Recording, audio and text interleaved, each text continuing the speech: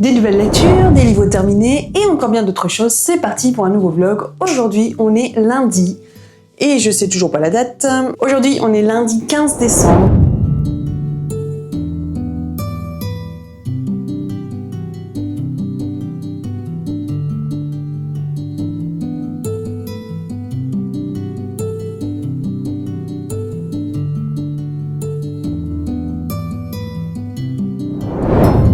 On est vraiment mi-décembre, dans 10 jours c'est déjà Noël, ça passe très vite, hein, vous savez. Et c'est parti, on va parler un peu de ce que j'ai fait la semaine dernière. Alors, je vous raconte un peu les lectures terminées, donc il y en a eu quand même plusieurs. Je vous avais dit dans le précédent vlog, il me semble que j'étais en train de lire 6 livres en même temps et que je perdais un petit peu la tête, j'allais devenir folle un peu. Mais bon, ça va, ça c'est un petit peu restreint, je vais vous montrer un peu tout ça. Alors, de la semaine dernière, j'ai pas monté mon livre en cours. Alors, j'avais un livre en lecture commune, c'était Les Couturières, mais je sais plus du tout la fin du titre. Bref, Les Couturières, et on était 2 pour le lire en lecture commune. Alors, j'ai lu que 40 pages, j'ai pas su rentrer vraiment dans l'histoire au départ. En fait, on y parle de 4 femmes, et donc c'est à chaque fois à 4 moments différents. Et le texte est assez condensé, c'est pas trop aéré, espacé, tout ça. Je sais pas, il y a quelque chose qui a fait que j'avais un peu du mal à rester ancrée dans l'histoire et du coup, ça m'a pas forcément poussé à aller plus loin. Bref, c'est pas grave, je vais essayer de terminer cette semaine. Donc pareil, la personne qui lit avec moi n'a pas encore terminé, elle a quand même un peu plus avancé que moi. Mais bon, je vais essayer de le terminer parce que voilà, c'est un service de presse et j'aime pas abandonner forcément les services de presse, sauf si c'est vraiment un truc que j'aime pas du tout. Mais là, je peux pas dire que j'aime pas, c'est juste que j'ai un peu du mal à rentrer dedans. Je pense qu'il me faut encore un peu de temps pour y arriver et après ça ira peut-être un peu mieux. Alors, dans ce que j'ai terminé, j'ai celui-ci. Je m'appelle Rebelle, donc c'est plutôt un roman jeunesse de Rose Montgomery. Je vous l'avais déjà montré. Et donc ici, en fait, on a un narrateur qui est un chien. Et donc c'est Rebelle, et en fait, qui est le chien de Tom. Tom qui est un jeune de 12 ans, un adolescent, tout ça, qui s'ennuie un petit peu dans sa vie, doit aller surveiller les moutons pour son père, tout ça, pour sa famille. Et ils sont dans une société où c'est un roi. Et le roi, en fait, il prend beaucoup sur l'argent que gagnent les gens, et les gens ne s'en sortent plus forcément pour vivre. Donc, Tom en a marre, il veut se rebeller et il veut rejoindre en fait un clan de rebelles qu'on appelle les Foulards Rouges. Donc un jour il y va à une réunion, ses parents se rendent compte, c'est la grosse dispute, tout ça, donc il dit qu'il n'y ira plus, mais en fait il va y retourner et il dit à son chien, surtout tu ne me suis pas, tu restes ici. Le chien est très obéissant, donc il va rester là, mais il se sent pas bien, il sent que Tom est en danger, et du coup, à un moment donné, il va vouloir aller le chercher. Et donc, toute l'histoire, elle repose là-dessus, en fait, sur Rebelle qui va essayer d'aller chercher Tom là où il est parti. Donc, il va rencontrer plein d'autres animaux, et ça va être sympa. C'est une bonne lecture, je trouve, pour les ados. Franchement, pas mal. Et deuxième livre que j'ai terminé hier ou avant-hier, je sais plus, bon, en tout cas ce week-end, c'est Marie-Lise Trécourt, Il en faut peu pour être heureux, je pense que c'est hier que j'ai fini, aux éditions City. Ici, on est dans un feel good. On est dans une histoire où en fait on a 3 narrateurs, on va dire, on a Madeleine, on a Lola et on a Morito. Morito, c'est le chien, donc ça va faire rire parce que comme j'ai lu ce livre-là avec un narrateur chien, et ici, un des 3 personnages, c'est un narrateur chien aussi, ça m'a fait un peu rire, quoi. Donc Morito, il va être là un peu pour... Alors Madeleine et Lola sont des voisines, mais elles n'ont pas vraiment de lien, quoi. Lola, elle va aider un petit peu Madeleine qui est octogénaire, et elle vit encore très bien, elle sait bouger, tout ça, elle sait faire plein de choses, mais Lola va l'aider pour certaines petites choses. Lola, elle a environ 40 ans, elle travaille, voilà, elle est fraîchement là, séparée, donc elle se cherche un petit peu, elle comprend pas, parce que toutes ces amourettes, ça dure pas, tout ça. Donc elle se dit, peut-être un souci ou quoi. Et donc en fait, on va voir un petit peu un laps de temps sur leur vie, sur un laps de temps finalement, et on va se rendre compte que le chien, Morito, donc Lola garde, c'est le chien de son amie Estelle qu'elle va garder pendant les vacances, donc 2-3 semaines. Le chien va faire un petit peu le tremplin entre les deux. Il va les aider, les consoler, les réconforter. Il sent le chien que chez Madeleine, ça va pas du tout, elle a peut-être envie de se donner la mort et tout. Il sent un certain danger, donc il veut essayer d'éviter ça en fait. Et donc toute l'histoire va reposer là-dessus où les 3 ils vont être un petit peu entremêlés dans leurs histoires, tout ça. Et c'est pas mal, voilà, c'est pas un coup de cœur, mais c'est pas mal. Moi j'ai bien aimé le personnage de Madeleine, l'octogénaire, parce qu'elle est un petit peu butée, un petit peu dure dans sa manière d'être et tout. J'aime bien. Et puis le chien, c'était sympa aussi. J'ai bien aimé en fait le fait de ce que peut apporter un animal de compagnie, et là notamment un chien, dans la vie de certaines personnes, et notamment par exemple chez des personnes âgées qui vivent toutes seules, qui ont perdu peut-être un être cher peu de temps auparavant, voilà, plein de situations comme ça, et on voit que le chien en fait, et là le chien ou un chat, peu importe, apporte quelque chose vraiment un plus, quelque chose qui peut aider la personne à s'en sortir, à aller mieux en fait. Et j'ai beaucoup aimé ça en fait, cette relation-là entre le chien et les deux protagonistes. Voilà. Ça, c'était les livres terminés et en e-book. En e-book, j'ai terminé hier Flocon et Boule de neige, donc c'est une romance et c'est un livre interactif dans lequel vous êtes votre propre héros, entre guillemets, c'est-à-dire que on a nos deux protagonistes, donc comment il s'appelle ? On a Connor, le garçon, et j'ai oublié son prénom à elle, ça m'énerve. Bethany. Je pense que c'est Bethany. Ouais. Je suis quasi sûre. C'est ça. On a Connor et Bethany. Je vous en ai parlé un peu dans le précédent vlog, il me semble.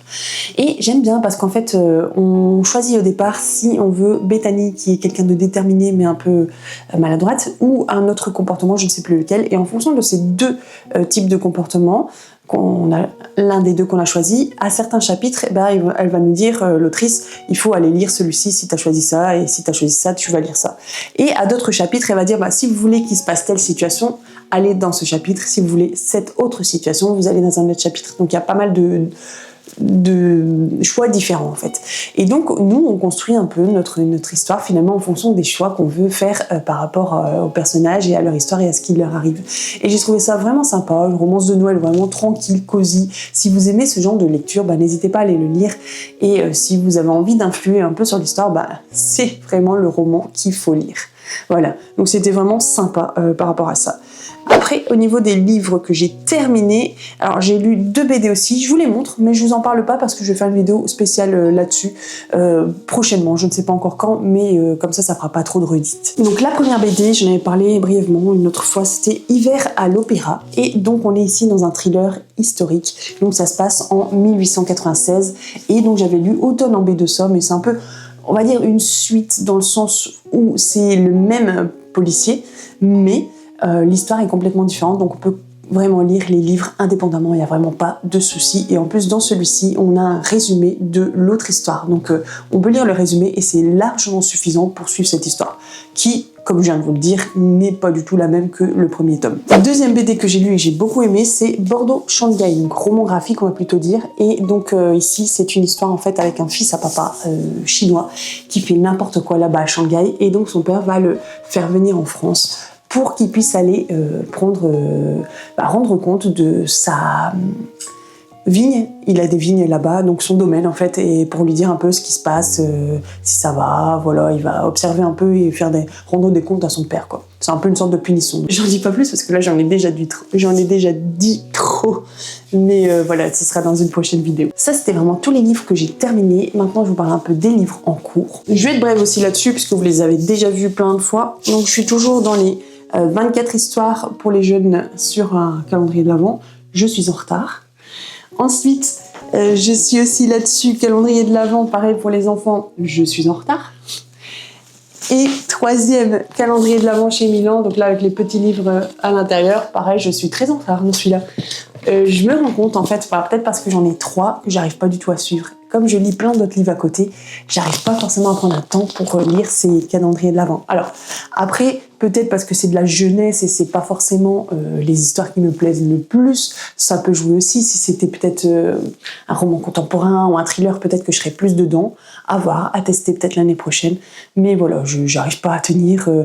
je vais tout rattraper en une seule fois, je pense, parce que, en fait, peut-être que même lire sur 24 jours, juste un tout petit peu par jour, peut-être que c'est un peu petit pour moi, je sais pas, à voir. Sinon, en vraie lecture en cours, on va dire, donc je vous ai parlé des couturières et d'une lecture commune qui commence aujourd'hui, je vous en avais parlé, j'avais mis un post aussi sur YouTube, sur le blog et sur Instagram, c'est Il faut sauver Paul McCartney de Pierre Poucheret aux éditions Palémon. Donc je vous avais dit qu'aux éditions Palémon, dont je suis partenaire cette année, j'étais assez mitigée dans les lectures que j'avais faites jusqu'à présent. Et là, j'ai lu à peu près 40 pages, ouais, on peut dire ça, 40 pages sur 280. Et ma foi, je pense que je vais aimer cette histoire-là. On est dans une sorte d'enquête thriller. Et franchement, la plume est pas mal. L'histoire a l'air bien. j'ai accroché à l'histoire aux 40 premières pages, donc je me dis que c'est une bonne chose et qu'à mon avis, la suite du bouquin, je vais bien l'aimer. Ensuite, j'ai commencé hier soir, avant de me coucher, un livre qu'une autrice auto-éditée m'avait proposé de lire, donc il y a quelques mois, c'était au mois d'avril, donc je suis complètement à la masse et je voulais vraiment terminer avant le mois de janvier. Donc c'est Un souffle de liberté, et dans cette histoire-là, en fait, on va parler de musique, on va parler aussi de personnes qui viennent du Cambodge, un peu, je pense, peut-être des disparités, tout ce qui est discrimination, peut-être, hein. J'en suis pas forcément là encore, j'ai lu peut-être une 30aine de pages et en gros, dans mon histoire, c'est une mère de famille, le père n'est plus là, je ne sais plus de quoi il est mort, si c'est accidentel ou pas. Dans tous les cas, elle a plusieurs enfants et donc il y a l'aîné qui se sent un peu responsable, qui fait un peu le rôle du père finalement et qui est en train de faire construire une maison au Cambodge pour sa mère parce qu'elle veut aller finir ses jours là-bas. Lui, il travaille comme un fou, je sais plus s'il est dentiste ou en tout cas il est dans le médical et il fait des heures pas possibles et il est vraiment fatigué, mais c'est lui qui finance tout ça pour sa mère, il va payer le billet d'avion pour aller avec elle là-bas, il va payer le billet d'avion de son frère aussi, bref, il fait un peu beaucoup pour la famille et en fait, il s'oublie un peu et une des choses qui l'aide à s'en sortir et à ne pas péter un câble, on va dire, hein, c'est la musique qui se cache dans la cave de son immeuble et il joue de la trompette. Donc voilà, j'en suis que là pour l'instant. C'est pas mal, à voir la suite, ce que ça va donner, mais en tout cas, au départ, la 4e de couverture me donnait bien envie, c'est pour ça que j'avais accepté. Ce qui me fait penser que j'ai un auteur auto-édité aussi qui m'a proposé un livre qui est plutôt dans la science-fiction, et d'ailleurs, il faudrait que je vous le montre, mais il n'est pas là, il faut que je descende. Je vais aller chercher. J'ai le bouquin ici, je vais vous le montrer. Donc, il me l'a gentiment envoyé en version brochée, c'est vraiment sympa. Hop.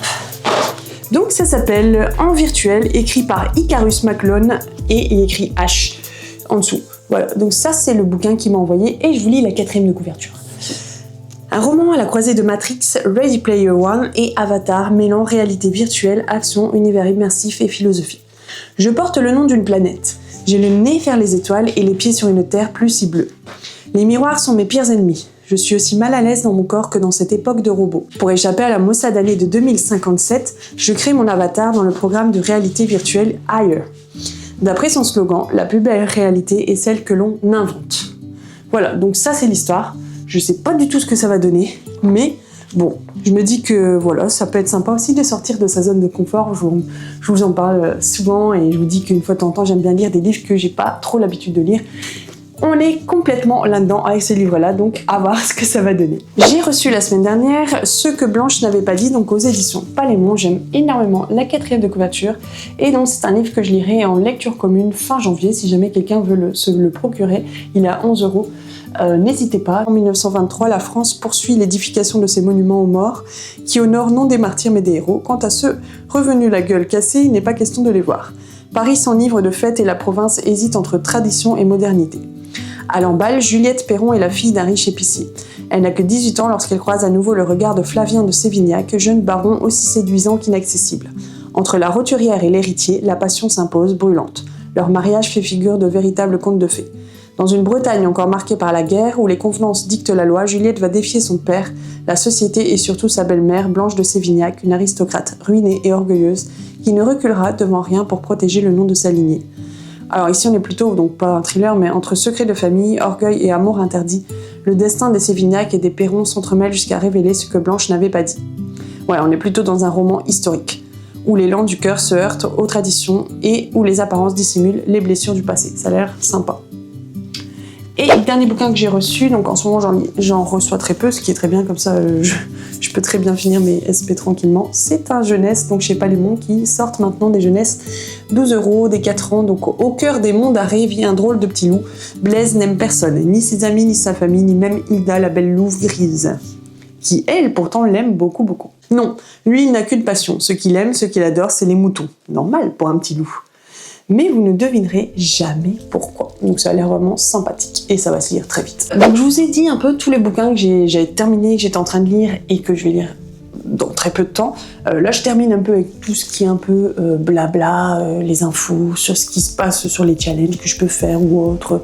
Là, je vous raconte un peu, par exemple, sur Instagram, je suis dans un groupe juste pour le mois de décembre où en fait, on a des publications de l'Avent. Donc, en gros, les organisatrices, chaque jour, elles nous demandent, alors elles nous donnent une consigne sur quelque chose à faire sur la journée. Donc, par exemple, la semaine dernière, j'ai fait pas mal de choses comme le livre qu'on a préféré en 2025, donc on a le template, on met notre livre dessus, et puis voilà, il y a juste à mettre en story. Là, qu'est-ce qu'ils ont demandé encore? L'endroit décoré où on lit au mois de décembre, un plat ou une pâtisserie qui nous fait penser à un livre qu'on a lu dernièrement. Voilà, plein de choses comme ça, je trouve ça assez sympathique, et puis on discute les unes avec les autres, et ça nous montre aussi quelques bouquins qu'on pourrait lire, qu'on pourrait rajouter dans notre wishlist, tout simplement. Après, donc pour tout ce qui est les swaps que j'ai fait pour cette année, donc je vous avais dit que j'en faisais 3, donc j'ai bien envoyé les 3 et j'ai reçu les 3. Je vous montrerai une petite vidéo des cartons qui m'attendent. Mais voilà, tout est ok. Il y en a juste un que j'ai reçu qui était un peu abîmé, donc j'espère que l'intérieur ça ira. Après, j'ai repostulé pour un jury de livres de romans auto-édités. Ils l'ont pas fait l'année dernière, mais je l'ai fait il y a 2 ans. Et donc là, ils recommencent cette année. Et donc je me suis dit, donc ils font plusieurs catégories. Il y a polar, thriller, horreur, tout ce qui est science-fiction, fantasy, imaginaire. Ensuite, tout ce qui est littérature blanche, contemporaine, feel good. Et après, tout ce qui est romance. Donc moi, l'année dernière, il y a 2 ans, j'avais fait la catégorie littérature blanche, contemporaine. Et cette année, je me suis dit, je vais postuler à nouveau, donc on verra si je serai prise. Mais pour le polar, tout ce qui est thriller, cozy mystery, j'espère qu'il n'y aura pas trop d'horreur parce que c'est dans la même catégorie, mais je suis pas trop fan de ça. Et c'est vraiment que des romans, des manuscrits d'auteurs auto-édités, donc qui soumettent leurs manuscrits à l'organisation de ce jury. Et nous, en fait, si je vous explique rapidement, d'ailleurs, vous pourrez aller voir la vidéo là où j'en parlais, le jury PAI, donc c'est prix des auteurs inconnus.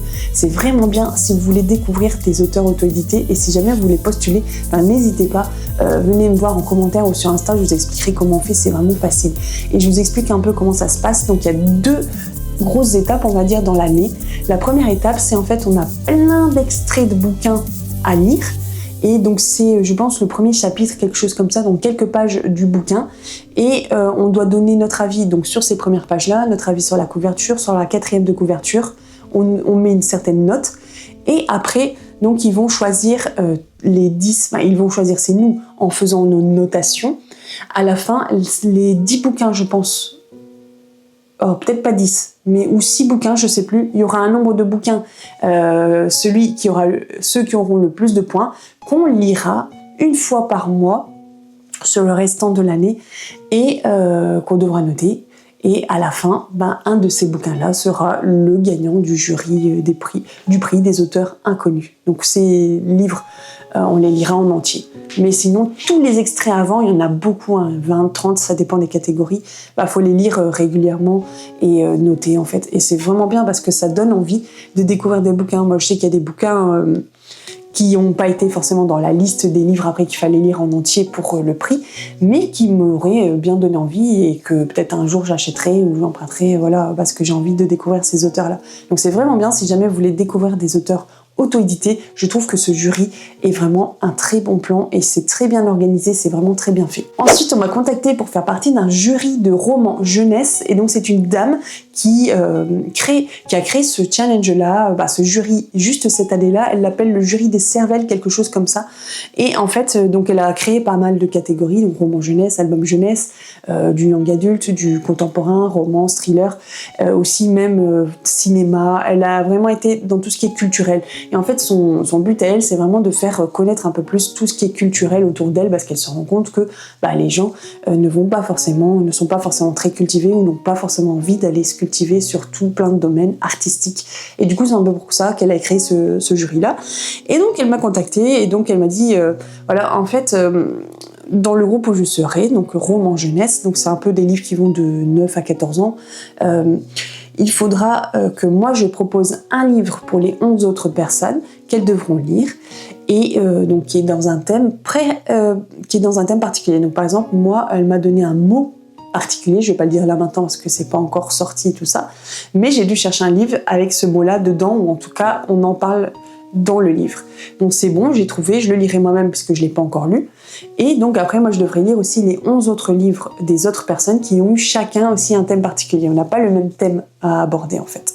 Et ensuite, on va voter pour le livre qu'on a préféré. Et donc, bah voilà, le livre qui aura la meilleure note sera le gagnant de notre catégorie. Donc j'ai trouvé ça vraiment sympa, son jury. Je me suis dit, bah tiens, allez, je vais me lancer là-dedans.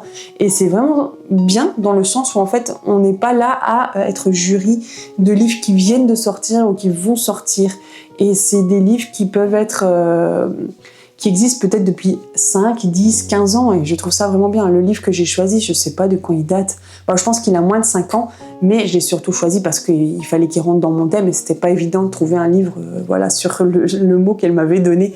Mais donc j'ai hâte de commencer. On aura la liste des 11 autres livres le 31 décembre, je pense, ou le 1er janvier. Et donc après, je peux les lire vraiment quand je veux pendant toute l'année, et faire ma notation, tout ça. Enfin, je trouve que ça va être vraiment sympa, et je suis contente de pouvoir... participer encore à un nouveau jury, mais différent. C'est pas un jury d'une grande maison d'édition ou autre, et franchement, c'est pas grave, je trouve ça bien aussi. Voilà. Bon, bah au niveau de mon livre, celui que j'ai commencé à écrire, donc j'ai terminé de l'écrire vraiment en gros, on va dire, puisque c'était la première phase. Je pense qu'il y a encore peut-être un prologue à faire. Je verrai ça avec les bêta-lecteurs.